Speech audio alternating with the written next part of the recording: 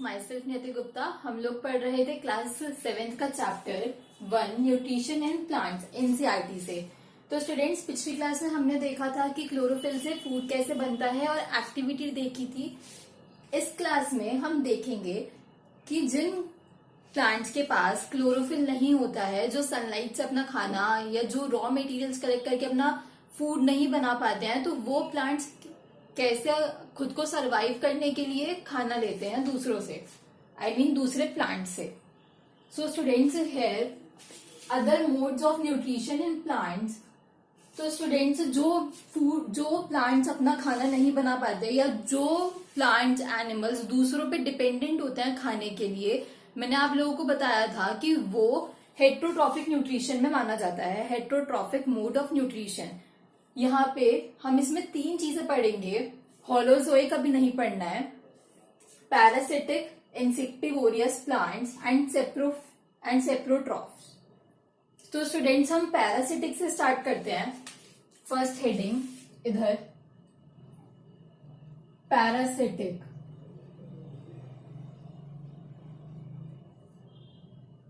तो स्टूडेंट्स, इसमें 2 बॉडीज होती हैं। जैसे कि एक प्लांट जिसे फूड चाहिए वो पैरासाइट में काउंट होगा, और दूसरा प्लांट जिससे वो फूड लेगा, जिस प्लांट से वो फूड लेगा उसे होस्ट बोलेंगे। यहां पे देयर आर 2 बॉडीज, यहां पे ऐसे पैरासाइट एंड होस्ट। तो स्टूडेंट्स, इससे खाना लिया जाएगा और पैरासाइट इस पे क्लाइंब करेगा फूड लेने के लिए। क्लाइंब टू टेक फूड और न्यूट्रिएंट्स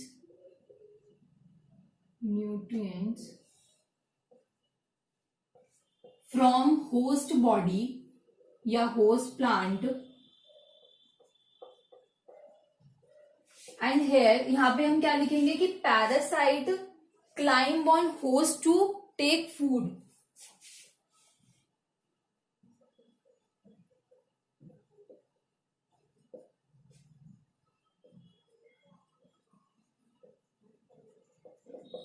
तो स्टूडेंट्स, पैरासाइट का एक एग्जाम्पल है कैस्कटा, जिसे हम एम्ब्रिल भी बोलते हैं। एग्जाम्पल कैस्कटा, एम्ब्रिल। कैस्कटा स्टूडेंट्स एक पैरासाइट है जो होस्ट बॉडी या जो प्लांट्स अपना खाना खुद बनाते हैं उन पे क्लाइंब करता है उससे न्यूट्रिशन लेने के लिए, क्योंकि इसके पास डिप्राइव ऑफ न्यूट्रिशन होता है, मतलब कि न्यूट्रिशन नहीं होता है। डिप्राइव्ड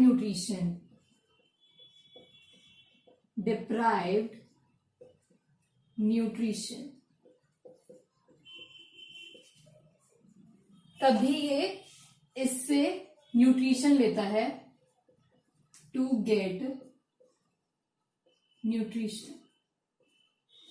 अब स्टूडेंट्स, ये जो प्लांट है वो अपना फूड खुद नहीं बना पाता है। इसका मतलब इसकी एक प्रॉपर्टी में ये भी आ गया कि कैस्कटा में क्लोरोफिल भी नहीं होता है। Absence of chlorophyll.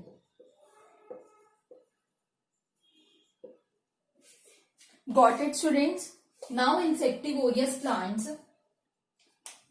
Second is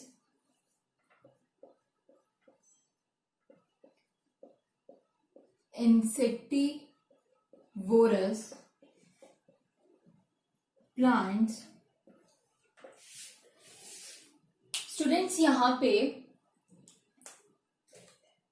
क्या होता है कि जो पिक्चर प्लांट इसका एग्जाम्पल है first of all, but here in this leaf में एक jug like apex of leaf में एक जग लाइक स्ट्रक्चर होता है, जहां पे प्लांट जो होता है वो कुछ इंसेक्ट्स को खाता है न्यूट्रिशन लेने के लिए, अपना फूड लेने के लिए।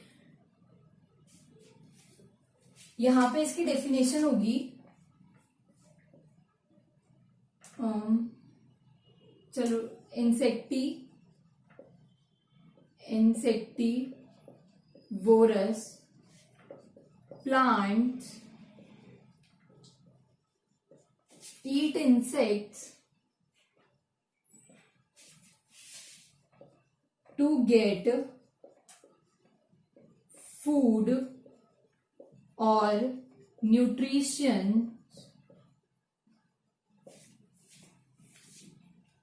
स्टूडेंट्स अब हम इसका डायग्राम देखते हैं। डायग्राम से ज्यादा अच्छे समझ में आएगा। यहाँ पे पहले एग्जाम्पल इसका पिक्चर प्लांट।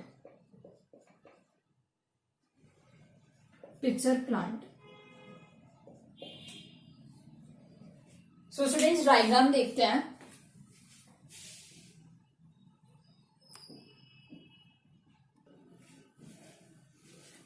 यस तो स्टूडेंट्स यहाँ पे इसका डायग्राम देखते हैं।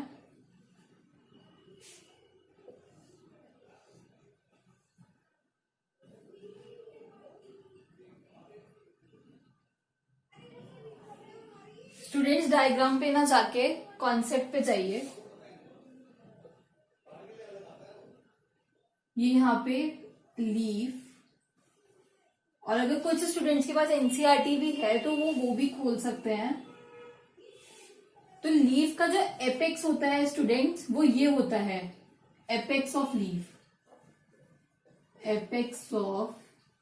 लीफ।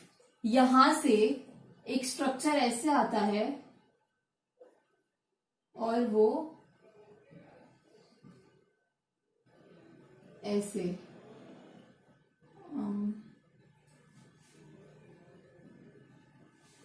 ये एक जग लाइक स्ट्रक्चर है, ऐसे डाउनवर्ड में हेयर,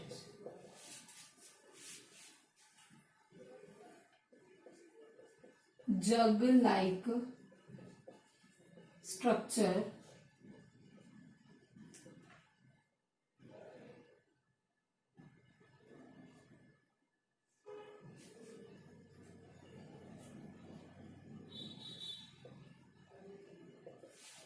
तो स्टूडेंट्स जो यहाँ पे हेयर्स होते हैं वो डाउनवर्ड डायरेक्शन में होते हैं, ताकि कोई भी इंसेक्ट अगर यहाँ पे आए, यहाँ पे इंसेक्ट आता है तो फंस जाता है। इतने में ये जो ढक्कन जैसा कुछ है जग, ये क्लोज हो जाता है ताकि वो इंसेक्ट बाहर ना निकल पाए और प्लांट को उससे फूड और न्यूट्रिशन मिल जाए। This is pitcher plant.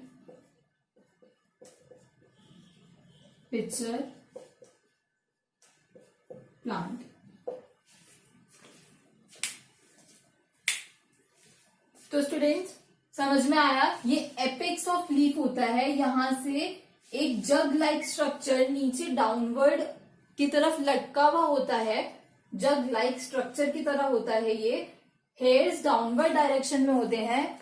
Hairs होते हैं स्टूडेंट्स ताकि यहाँ पे कोई भी इंसेक्ट आए तो फंस जाए, निकल ना पाए बाहर डाउनवर्ड डायरेक्शन में। और फिर उसके बाद जब इंसेक्ट फंस जाता है तो फिर ये जो है ये वो बंद हो जाता है, वो अपना माउथ क्लोज कर लेता है ताकि इंसेक्ट बाहर ना जा पाए। I hope guys you understand by this diagram. इससे ज्यादा अच्छे से मैं क्या ही समझाऊंगी। और तो स्टूडेंट्स अब सैप्रोट्रॉफ्स देखते हैं। स्टूडेंट्स सैप्रोट्रॉफ्स के लिए फर्स्ट ऑफ ऑल आप लोगों ने ये सुना होगा कि फंजाई, जैसे कि ब्रेड अगर बहुत दिन की रखी हुई हो जाती है तो उसके ऊपर कुछ ग्रीन ग्रीन सा आने लग जाता है, तो आप लोगों की मम्मी कहती होंगी कि वो मतलब कि अब ब्रेड बेकार हो चुकी है, इसे नहीं खाना है। तो वो स्टूडेंट्स वो क्या होता है, वो फंजाई होती है। फंजाई ब्रेड के ऊपर, मोल्ड ऑफ ब्रेड उस पर ग्रो कर जाती है और फिर उसके बाद उसको ईट करने लगती है। उस पर फंगस लग गई, अब हम उसे नहीं खा सकते स्टूडेंट्स, क्योंकि वो ब्रेड से अपना फूड लेती है उस पे ग्रो करके। अभी हम डेफिनेशन वगैरह सब कुछ अब देख लेते हैं।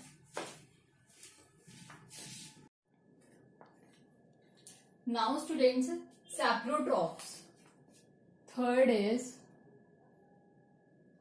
सैप्रोट्रॉफ्स।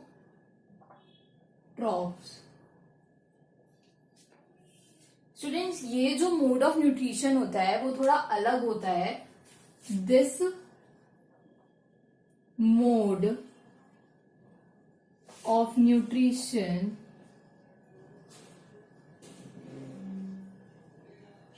is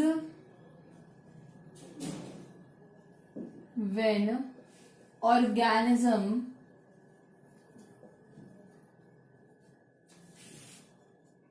take nutrients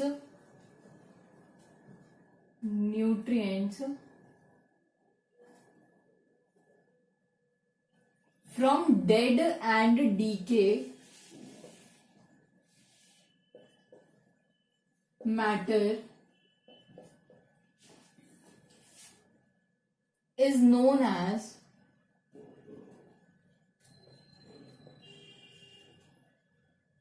saprotrophic mode of nutrition.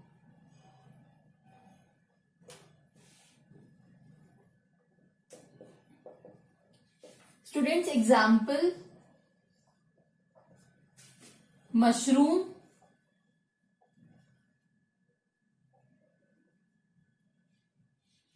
bread, mold of bread. Students, आप लोग ये जो ब्रेड वाली एक्टिविटी है वो आप लोग घर पे भी करके देख सकते हैं कि जब हम एक ब्रेड को उसमें थोड़ा सा पानी लगा के 2-3 दिन खुले में छोड़ दो अगर, तो उस पे फंजाई ग्रो करने लगेगी। और इस पे ग्रो भी सिर्फ क्या करता है? फंजाई।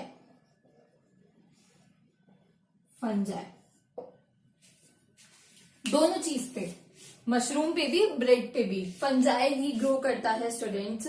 इसको हम सैप्रोट्रॉफ्स भी बोलते हैं, फंजाई को। तो स्टूडेंट्स, आई होप आप लोगों को समझ में आया होगा कि जो डेड और डीके मैटर है उस पे ग्रो करती है मशरूम। ब्रेड जब बहुत दिन के रखे हुए हो जाते हैं स्टूडेंट्स, तभी जो ब्रेड होती है उस पे एक एक्सपायरी डेट दे रखी होती है नीचे। आप लोगों को देख के लेना चाहिए वो हमेशा। आई ऑलवेज प्रेफर कि आप हर चीज पे एक्सपायरी डेट देखें। ब्रेड की ऑलमोस्ट 2 to 3 डेज की होती है, उसके अंदर खा लेनी चाहिए उसे, उससे ज्यादा फिर ये चीज सैप्रोट्रॉफिक न्यूट्रिशन होता है, फंजाई ग्रो होती है उस पे। सो स्टूडेंट्स, इसमें ज्यादा कुछ नहीं था समझने वाला। अब हम आगे बढ़ते हैं। हमने ये तीनों चीजें देख ली, पैरासिटिक, इंसेक्टिवोरस एंड सेप्रोट्रॉफ्स। तीनों चीजें बहुत अलग अलग हैं। पैरासिटिक में एक पैरासाइट होता है, एक होस्ट होता है। और पैरासाइट और होस्ट क्या क्या होता है स्टूडेंट्स, ये बहुत याद रखने वाली चीज है। इसका एग्जाम्पल कैस्कटा। इंसेक्टिवोरस प्लांट का example pitcher plant. Students, 1 marker में एग्जाम्पल पूछ लिया जाता है, लाइक यहां पे कैस्कटा एंड इधर पिचर प्लांट। ये एग्जाम्पल यहां पे लिखा हुआ ही है स्टूडेंट्स इसका। नाउ स्टूडेंट्स, आगे बढ़ते हैं। लास्ट टॉपिक बचा है, वो भी हाथ के खत्म कर लेते हैं, फिर एनसीईआरटी के एक्सरसाइज पे आएंगे। One more topic students, symbiosis. Students, ये इम्पॉर्टेंट है paper examination point of view से। This is important topic. Symbiosis क्या होता है students? Some organisms live together and share both shelter and nutrients. मतलब कि घर, खाना पीना सब शेयर करते हैं। This relationship is called symbiosis. 2 organisms एक साथ रहते हैं, खाना पीना शेयर करते हैं, और इस रिलेशनशिप को हम सिम्बायोसिस बोलते हैं। दोनों एक दूसरे की हेल्प करते हैं। स्टूडेंट्स, फर्स्ट एग्जाम्पल है fungi and roots of plant. Students, fungi जो होती है वो प्लांट के रूट में रहती है, उससे प्लांट को वो वाटर एंड न्यूट्रिएंट्स प्रोवाइड करती है। इन रिटर्न जो प्लांट होता है प्रोवाइड करता है न्यूट्रिएंट्स टू फंगस। दोनों एक दूसरे को न्यूट्रिएंट्स प्रोवाइड करते हैं। स्टूडेंट्स, ये तो पता ही होगा आप लोगों को कि जो प्लांट होता है वो वाटर और मिनरल्स रूट्स से लेता है जो सॉइल में प्रेजेंट होते हैं। So this is the reason fungi live inside the root of plant. The plants provide nutrients to fungus and in return fungus provide water and certain nutrients. कुछ nutrients fungi plant को provide करती है और कुछ plant fungi को provide करता है। और स्टूडेंट्स इसका एक सेकंड एग्जाम्पल भी है, कुछ ऑर्गेनिजम्स होते हैं lichens, organisms like lichens. Students इसमें एल्गी, हमने ये डिस्कस किया था पिछली क्लास में कि जो एल्गी होती है वो क्लोरोफिल कंटेन करती है और वो अपना खाना खुद बनाती है। तो स्टूडेंट्स इसमें दो तरीके के ऑर्गेनिजम्स होते हैं, एक जो अपना खाना खुद बनाए और एक जो जो उस पर डिपेंड हो। So students one is chlorophyll containing, एक ऑर्गेनिज्म ऐसा होता है जो क्लोरोफिल कंटेन करे। और स्टूडेंट्स इसमें दो ऑर्गेनिज्म कौन से होते हैं, फंजाई एंड एल्गा। एल्गा एक सिंगुलर की बात कर रहे हैं, इस वजह से एल्गा। प्लूरल की बात करते हैं तो एल्गा ई लग जाता आगे, बट यहाँ पे हम सिंगुलर की बात कर रहे हैं, सो एल्गा। ये दोनों live together and fungi provides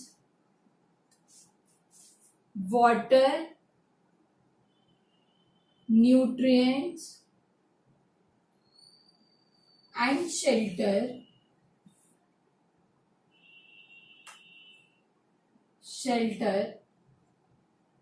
to alga. In return,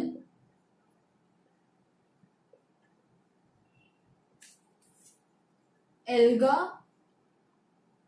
make food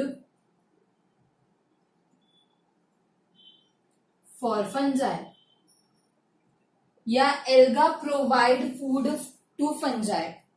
Students, this is important, ये बहुत इंपॉर्टेंट है, इंपॉर्टेंट। इसके दोनों एग्जाम्पल्स भी, ये भी बहुत इंपॉर्टेंट है। स्टूडेंट्स याद रखना, ये लाइकेंस वाला भी इंपॉर्टेंट है और ये वाला तो फिर भी इतना चलो नहीं है, बट लाइकेंस ये इंपॉर्टेंट है और सिम्बायोसिस की जो डेफिनेशन है मोस्ट इंपॉर्टेंट। सो स्टूडेंट्स अब एक लास्ट टॉपिक बचा है सॉइल के न्यूट्रिएंट्स के बारे में, वो भी पढ़ लेते हैं। So students last topic, how nutrients are replenished in the soil. तो स्टूडेंट्स जैसे कि हम सब लोग ही जानते हैं कि प्लांट्स को अपना फूड प्रिपेयर करने के लिए सॉइल से न्यूट्रिएंट्स की जरूरत पड़ती है, क्रॉप्स को न्यूट्रिएंट्स की जरूरत पड़ती है, जैसे कि nitrogen, potassium, phosphorus, like potassium, nitrogen and phosphorus.